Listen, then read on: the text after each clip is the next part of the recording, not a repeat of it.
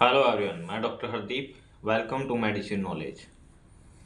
आज हम इलेक्शन के बारे में डिस्कस करेंगे जो कि council of Indian medicine Haryana के अंदर जो कंडक्ट होने जा रहे हैं, जिनका नॉमिनेशन फाइल हो चुका है। हम उसके बारे में पूरा प्रोसेस उसका और कितने हमारे रजिस्टर्ड कैंडिडेट्स हैं उनके बारे में, और बीएमएस के कितने रजिस्ट्रेशन हमारे हरियाणा के अंदर हो चुके हैं अभी तक, तो उनके बारे में थोड़ी सी सूचना प्राप्त करेंगे इस वीडियो के माध्यम से। तो सबसे पहले हम बात करते हैं कि कौन सा ये एक्ट है। सीसीआईएम एक्ट यानी council central council of Indian medicine act है 1970 हरियाणा का। पहले ये 1968 में बना था 2 साल के लिए। 1970 में फिर इसको बाद में अमेंड किया गया। अभी इसका नाम जो है रीनेम किया गया इसको NCISM के तहत, यानी national council of Indian system of medicine. तो ये इसका नाम है। अब इसके अंदर क्या होता है कि अलग अलग लोग अलग अलग जिम्मेवारियां उठाते हैं।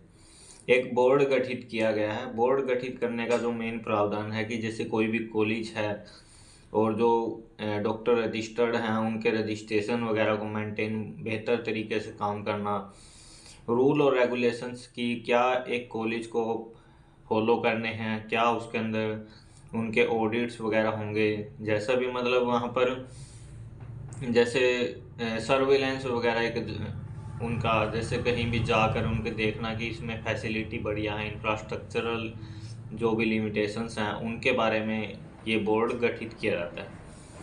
अब इसके अंदर मेंबर्स होते हैं, इसके अंदर चेयरमैन होते हैं, वाइस चेयरमैन होते हैं, और जो इलेक्टेड मेंबर्स होते हैं जिनके बारे में अभी चुनाव हो रहा है तो वो 7 इलेक्टेड मेंबर होते हैं और लगभग 7 से 8 एक्स ऑफिशियल्स मेंबर्स होते हैं। एक्स ऑफिशियल मेंबर्स का मतलब है कि जो किसी भी किसी कोई प्रोफेसर हो सकते हैं, कोई कॉलेज के डीन हो सकते हैं, तो उनमें से उनको नॉमिनेट किया जाता है। इलेक्शन जो है, जो बीएमएस क्वालिफाइड हैं उनके इलेक्शन अभी जिनके लिए नॉमिनेशंस फाइल हुए हैं तो उनको इलेक्ट किया जाता है, और वोटिंग का राइट्स जो जितने भी रजिस्टर्ड जो बीएमएस हैं या एमडी हैं उनको वोटिंग राइट्स दिया गया है। अब इसका पूरा प्रोसेस हम थोड़ा सा समझते हैं। इलेक्शन का प्रोसीजर जो शुरू होता है वो 5 साल के लिए इनका ड्यूरेशन होता है। उसके बाद जो चेयरमैन होता है वो एक नोटिस जारी करता है कि दोबारा से इलेक्शन के रिगार्डिंग, कि अभी नए मेंबर या जो पुराने दोबारा से जो इलेक्शन लड़ना चाहते हैं तो उनकी नोटिस जारी करता है। तब इसमें क्या होता है कि एक नॉमिनेशन का डेट रखी जाती है, कि एक टाइम ड्यूरेशन रखा जाता है, उसके अंदर जो है नॉमिनेशन फाइल होते हैं और बाद में इलेक्शन होता है।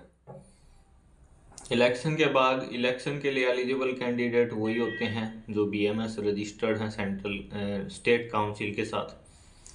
और जो कहने का मतलब है कि अब इसका जो वोटिंग का जो सिस्टम है उसके बाद वोट करने के बाद उसका रिजल्ट डिक्लेयर होता है।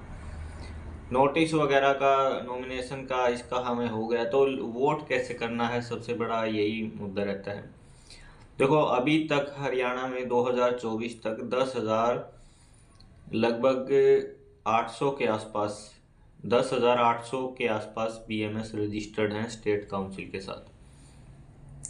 7 इलेक्टेड मेंबर लेने होते हैं। अब जिन्होंने नॉमिनेशन फाइल किया वो उनकी लिस्ट मेरे को मिली नहीं, शायद 30 के आसपास है। तो उनमें से इलेक्ट किए जाएंगे, फिर उनको अलग अलग उस पर जो है प्रेसिडेंट, वाइस प्रेसिडेंट, और उनको अलग अलग जो भी जिम्मेवारियां सौंपी जाएंगी तो वो उसका कार्य का पालन करेंगे। और भी यहाँ पर वोटिंग की थोड़ी सी कन्फ्यूजन है कि वोट कैसे करना। वोट का सिस्टम ऐसा है कि जो चेयरमैन होते हैं वो बैलेट पेपर इशू करते हैं सभी जितने भी रजिस्टर्ड बीएमएस हैं, तो उनके बाय पोस्ट उनके एड्रेस पर वो पहुंच जाएगा।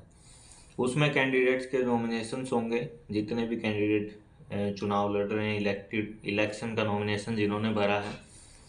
अब उसके आगे जो है जिस भी कैंडिडेट का हम वोट करना चाहते हैं तो उसके आगे जो है एक्स मार्क कर देना है, और एक्स मार्क करने के बाद आपको जो है उसको अटेस्ट करवाना है गजेटेड ऑफिसर से, और आपके साइन वगैरह होंगे उसके ऊपर। और अदरवाइज अगर आप ऐसा नहीं करते हैं तो आपका वोट जो है काउंट नहीं किया जाएगा।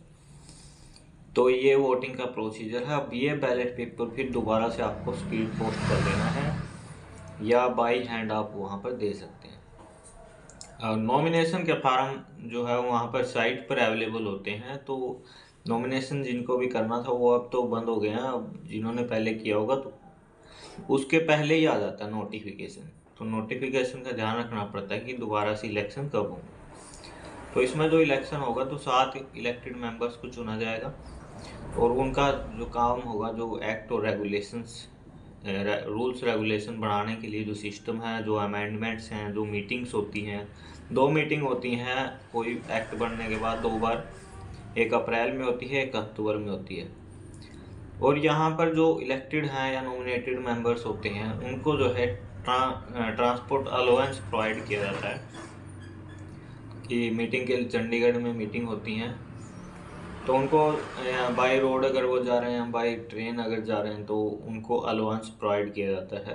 तो इसमें कोई दिक्कत नहीं है, मतलब खर्चा वगैरह उनका ही होता है।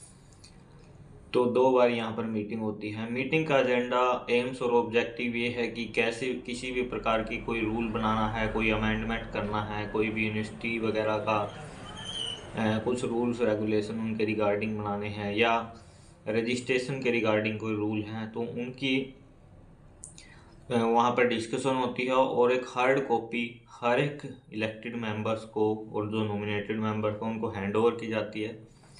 और अगर कोई दूसरा जो रजिस्टर्ड हैं वो इस कॉपी को प्राप्त करना चाहते हैं तो उसकी फ़ीस है यहाँ पर 200 रुपये। और नॉमिनेशन की फ़ीस यहाँ पर एग्जैक्ट तो मुझे नहीं पता है, लेकिन नॉमिनेशन की कुछ फ़ीस आपको जमा करानी पड़ती है जो कि इलेक्शन के लिए 5 साल के इलेक्शन होते हैं। यही ऐसा ही एक प्रोसीजर होता है, हर एक 5 साल में रिपीट होता है। तो thanks for watching, please subscribe the channel.